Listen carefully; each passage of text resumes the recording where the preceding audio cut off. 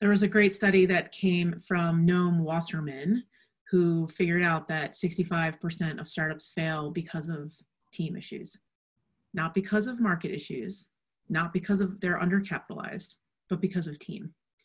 And so if 65% of your portfolio is going to fail because founders have issues, don't you feel like that's the very first thing you want to screen for? The big one that I always look for is how the founders interact together.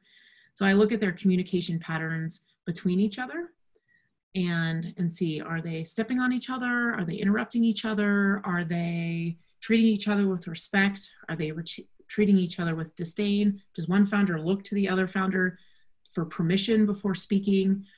Not that there's anything wrong with any one of those particular elements, but when put together, they start to tell a story about the founder's relationship with each other. One little test that I always try to do with founders when I'm trying to get to know them is I'll actually try to piss them off. And it's not because I'm trying to make them mad. I just want to see how they handle adversity together in front of somebody that they are trying, to get money from. And when you can watch them navigate those situations, you can learn a lot about how founders feel about each other underneath the surface. Because again, as an investor, they're trying to put their best foot forward in front of you, and they should. But what you're trying to get at is how are they going to act when stuff's not going well? The easiest way is to just watch a founder execute over time. It's really hard to make a decision to make an investment in a company after 3 or 4 meetings.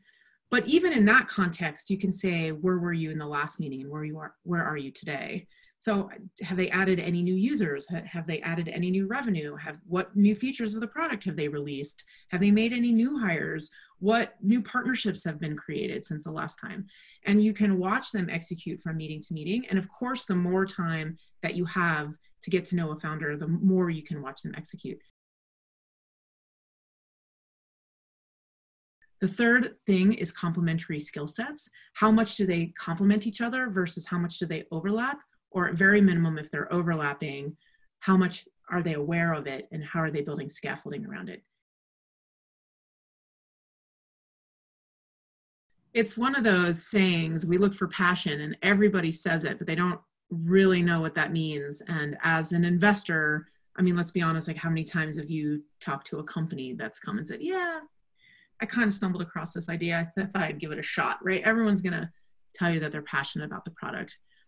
But what you're really looking for is if the elements of their life have prepared them for this moment. Are there things about their past that were so transformational for them in forming who they are that made them an amazing person to start this company? If you can find that, it's gold. It's very hard to find, especially lots of founders out there start multiple companies. And I'm not saying that you must have that in order to be successful. But when you have that level of deep-seated, like your life was setting you up to build this company because of some past experience, that person is not going to quit until they succeed. And it's rare, but when you find it, it's magical.